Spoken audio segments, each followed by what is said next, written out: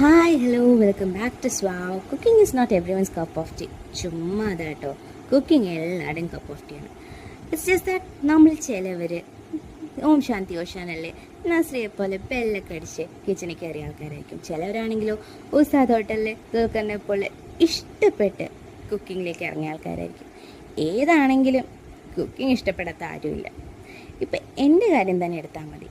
ഞാൻ കുക്ക് ചെയ്ത് ഏത് സാഹചര്യത്തിലാണെന്ന് എനിക്കറിയില്ല, പക്ഷേ ഞാൻ അത്യാവശ്യം ഒരു നല്ല കുക്കാണ്. ഇതൊക്കെ പറയുമ്പോഴും ഇപ്പം എൻ്റെ ഡിഷ് കഴിച്ചിട്ട് ആരെങ്കിലും അയ്യോ കുഞ്ഞെ ഡിഷ് കൊള്ളാലോ, എൻ്റെ റെസിപ്പി ഒന്ന് പറഞ്ഞു തരുമോ എന്ന് ചോദിച്ചു കഴിഞ്ഞാൽ ഞാനാകെ പെട്ടുപോകും. എന്നാണല്ലേ, കൈ കിട്ടുന്ന മസാലകൾ എനിക്ക് തോന്നിയ അളവിലാണ് ഞാൻ ഇടുന്നത്. അതുകൊണ്ട് തന്നെ every single time the same dish taste different for me. അപ്പോൾ അവിടെയാണ് നമ്മുടെ ഈ കറി വേറിട്ട് നിൽക്കുന്നത്. യെസ്, ടൈറ്റിൽ പോലെ തന്നെ ഇതൊരു ഓസിഡി കറിയാണ്. എത്ര വട്ടം ഉണ്ടാക്കിയാലും ഒരേ ടേസ്റ്റും കളറും എറമയൊക്കെ തരുന്ന ഒരു അടിപൊളി കറി. ഇതൊക്കെ പറയുമ്പോഴും നിങ്ങൾ ചോദിക്കുന്നുണ്ടാവും, ഇതിന് ഓയിൽ കൂടുതലല്ലേ, ഇത് ഹെൽത്തിയാണോ? ഡെഫിനറ്റ്ലി ഇത് ഹെൽത്തിയാണ്. കാരണം നമ്മൾ ഓയിൽ കുറച്ച് ഉപയോഗിക്കുന്നുള്ളൂ. ഒത്തിരി വെജിറ്റബിൾസ് ഇല്ലെങ്കിലും കൂടിയും ഹെൽത്തി ആയിട്ടുള്ള വെജിറ്റബിൾസ് ആണ് ഉപയോഗിക്കുന്നത്. പ്രഷർ കുക്കാണ് ചെയ്യുന്നത്. പ്രഷർ കുക്ക് ചെയ്യുമ്പോൾ തന്നെ ഓയിലിൻ്റെ എഡീഷൻ എത്ര കുറവായിരിക്കും നിങ്ങൾക്ക് അഡ്ജസ്റ്റ് ചെയ്ത് ആലോചിക്കാനേ ഉള്ളൂ.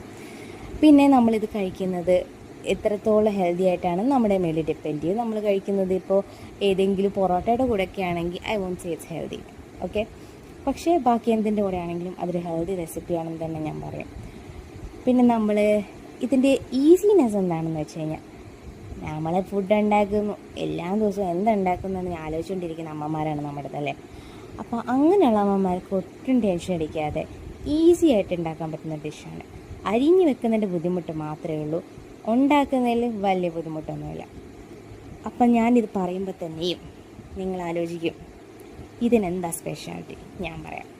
പൊട്ടാറ്റയോ മറ്റോ ഇഷ്ടപ്പെടാത്ത ഒരാളാണെങ്കിൽ പോലും ഈ ഒരു റെസിപ്പി ട്രൈ ചെയ്തതിന് ശേഷം പിന്നെ ഈ റെസിപ്പി മതി, ഇത് മാത്രം മതി എന്ന് പറയും. അയ്യോ, പറഞ്ഞു വന്നപ്പോൾ ഒരുമാതിരി പരസ്യം പോലെ ആയിപ്പോയി. കുഴപ്പമില്ല, പറയുമ്പോൾ പറയണമല്ലോ, ഇത് ചപ്പാത്തിയോ പൂരിയോ എന്തിന്, ദോശയുടെ കൂടെ വരെ ഒരു അടിപൊളി സൈഡ് ഡിഷായിട്ട് കഴിക്കാൻ പറ്റുന്ന, അല്ലെങ്കിൽ അതിൻ്റെ കൂട്ടുകാരിയായിട്ട് കഴിക്കാൻ പറ്റുന്ന ഒരു ഡിഷാണ്. അപ്പോൾ എല്ലാവരും ഈ ഡിഷ് ട്രൈ ചെയ്ത് നോക്കണം. എല്ലാവരും ട്രൈ ചെയ്ത് നോക്കണം എന്ന് പറയുമ്പോൾ നിങ്ങൾ ചോദിക്കും റെസിപ്പിയൊക്കെ ഞാൻ ഡീറ്റെയിൽ ആയിട്ട് ഡിസ്ക്രിപ്ഷനിൽ കൊടുത്തേക്കാം. അപ്പോൾ അടുത്ത റെസിപ്പി ആയിട്ട് വരുന്നവരെ ബൈ.